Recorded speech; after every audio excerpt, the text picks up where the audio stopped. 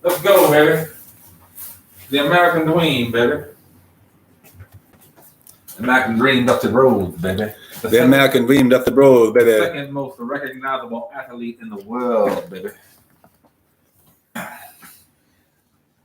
right. We are live on YouTube. Squeeze your beautiful face in here. I know you're. Oh, there you are. Oh, there, the lovable. Okay.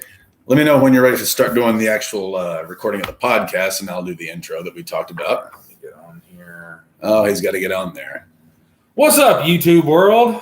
What's up, ladies and gentlemen? I didn't know we were live. I'm sorry. Can you hear us?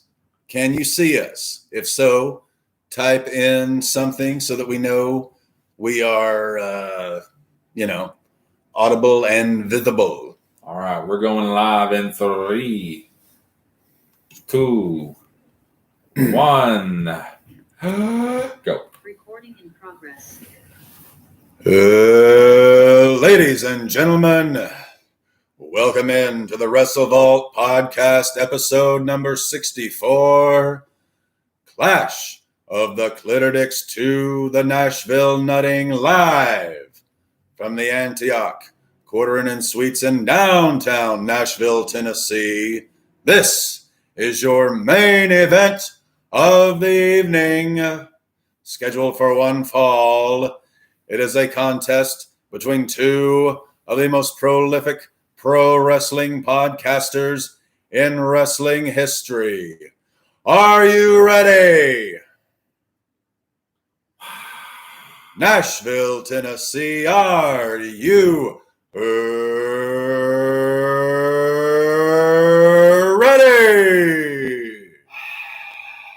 Then for the dozens in attendance and the hopefully hundreds watching around the world on the internet, ladies and gentlemen,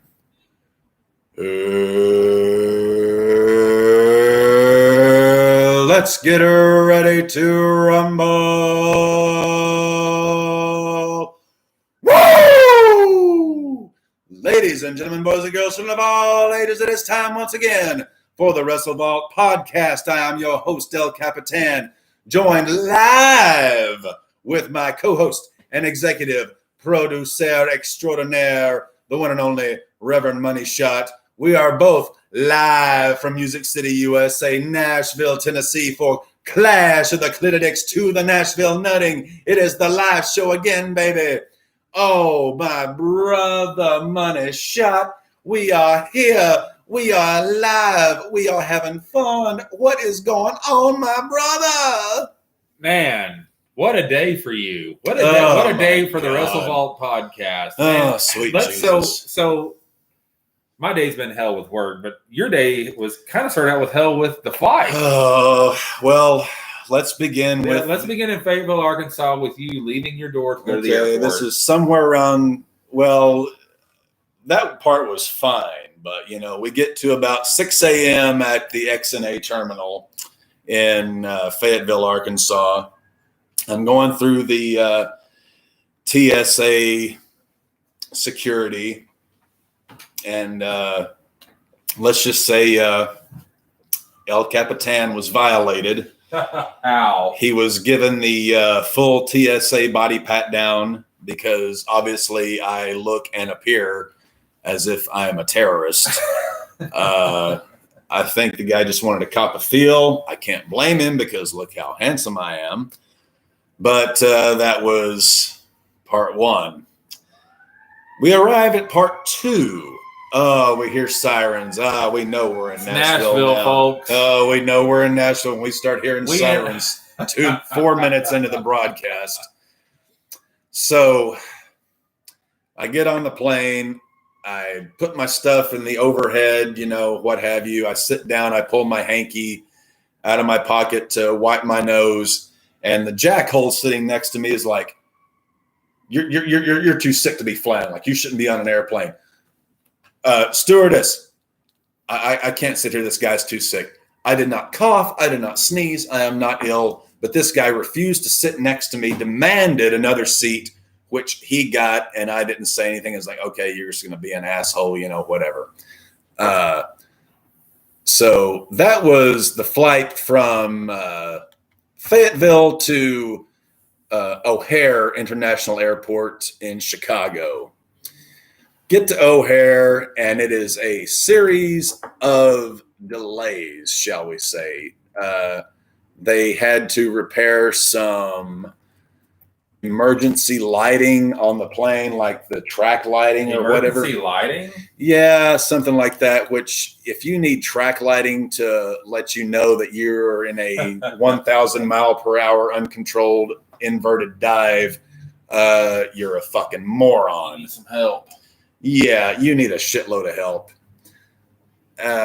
In any event, it was a series of delays, finally got on the plane, and they had us packed in there like sardines. I wound up being sandwiched between a daughter and her 2-year-old child who would not shut the fuck up, would not quit crying.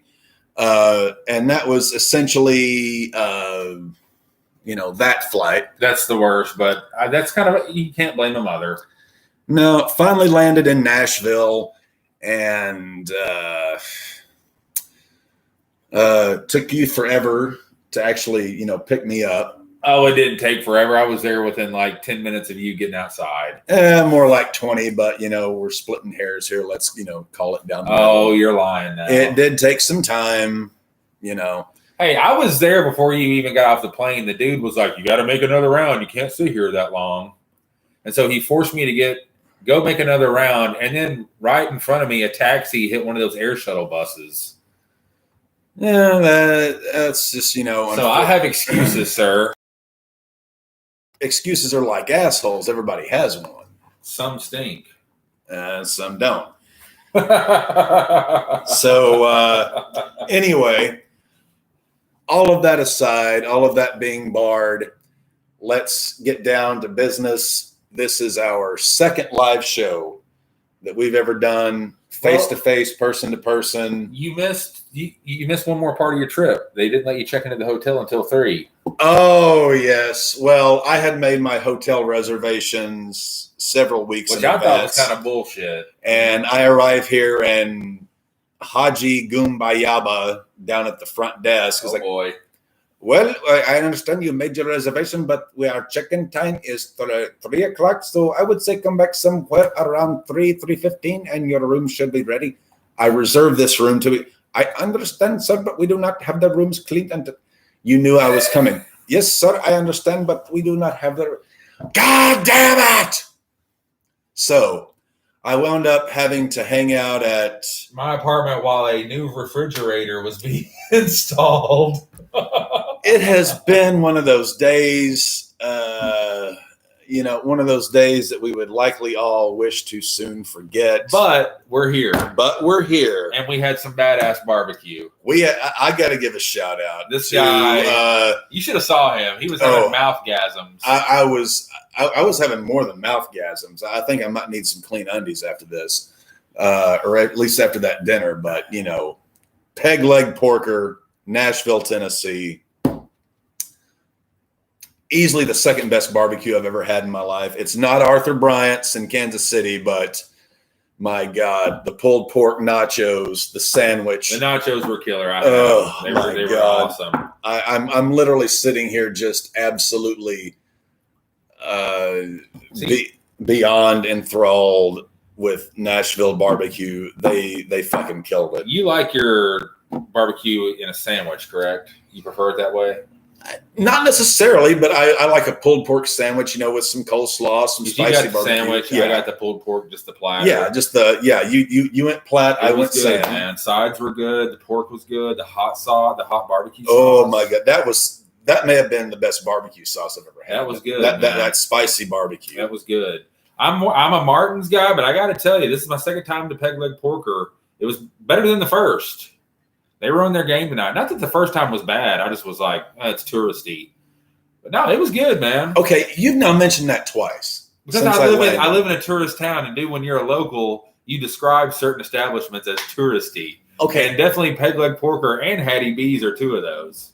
Okay. Martin's is two. Let's get a definition, a definitive term. What the fuck is tourist? It's where all your tourists go because it's a tourist landmark.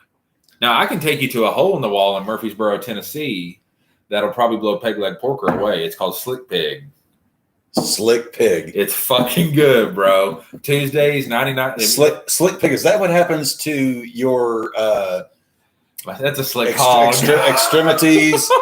Whenever, you get a few too many to drink and Miss Catherine tries to take advantage of you, is that... That's a slick hog. That's a slick... Oh, okay. I thought that was what happens when you grease up Mr. Sledgy. Oh, God. We're having fun here, folks. We're having fun. WrestleVault Pod, live in Nashville. Happy to be here.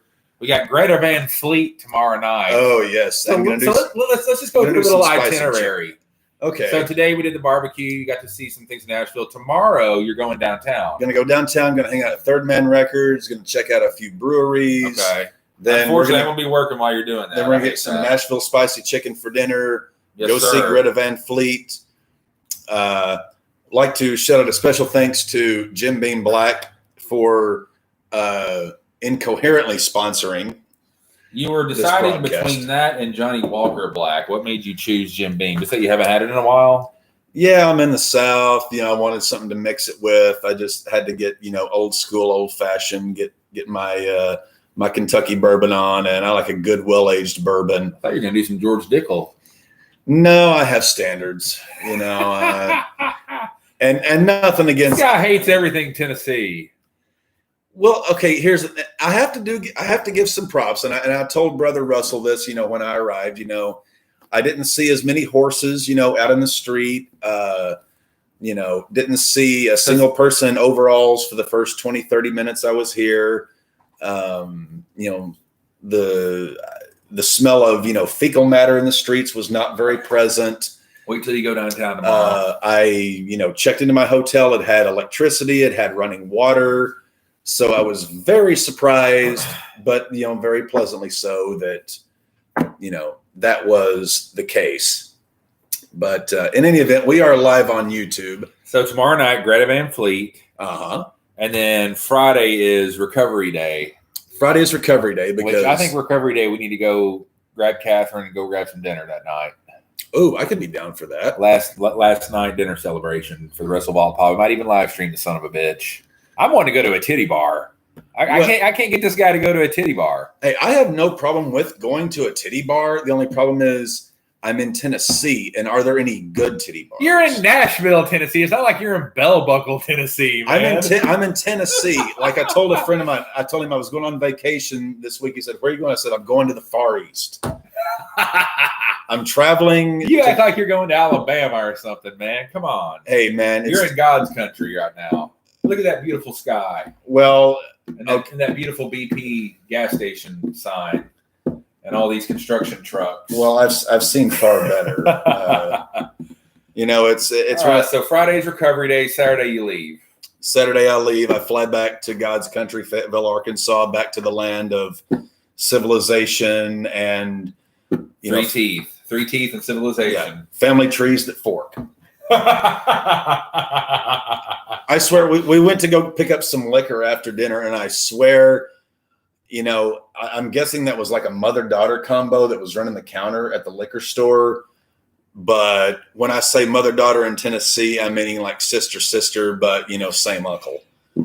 Yeah, we're not going to say the name of the liquor store because I actually like those ladies. So. No, they were very nice, minus the hair lip and, Oh, my God, you judgmental bastard. 9 fingers and 8 toes. What are we covering today? I think we had a great idea with cover. Well, we're covering, explain. We're covering, we're in Nashville, Tennessee. We're in Music City. Huge wrestling city back in the day.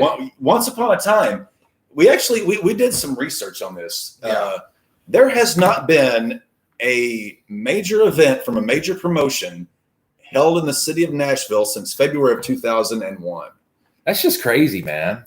The last major event held here was at the Municipal Coliseum, February 2001. It was the second to last WCW pay-per-view ever, Super Brawl. Before that, there were 3 Starcades. There was a Wrestle War held here. There was a WWF pay-per-view in 1995, I believe. There has been smaller promotions, like NWA had one a few years ago. And there's been some Raws and SmackDowns, but there has not been a pay-per-view, like a legit, big thing from a major promotion in 20 years in the city of Nashville. No. And I think that is borderline criminal. It's crazy. I mean, come on. Oh, yeah, man. Once you see downtown tomorrow, you're going to be like, what? There's not been a pay-per-view here? Well, I'll reserve judgment. But Nashville was a strong – I'm jesting. Nashville was a stronghold of the NWA promotion for many years. It was a stronghold of pro wrestling. Like, this was a wrestling city. Nashville was huge. And hey, I'll give you this as an example. There used up until like last year, I think the show's off the air now. When I first moved here, I listened to talk radio a lot. And whoa. Let's clarify talk radio. Are we talking like sports? Okay. I was about to say, like, if we're about to go into like some Rush Limbaugh, Sean Hannity, Alex Jones. No. I understand That's Alex more Jones. for my dad. I understand Alex Jones was on the ballot to be elected mayor here in Nashville. Was he? I didn't even know that. I'm just guessing. You know, I never really know. But I can't remember where I was going with that. Where were you going with that? I was talking about something, and then you were. Oh, talk radio. Yes. So when I first moved here, there was actually a wrestling show called Squared Circle Radio or something like that. Anyways. On a local radio station, 4 hours every Sunday, they talk about what had went on Raw and SmackDown. You're kidding. No. So, yeah, Nashville's definitely got a nice, rich history when it comes to professional wrestling. And even there's a lot of good small indie shows that come here that are really good. Well, name some. I mean, CCW, Coastal Championship Wrestling. We saw Super Crazy. Me and my buddy saw Super Crazy there, in which we're actually going to go to some TNA live studio tapings.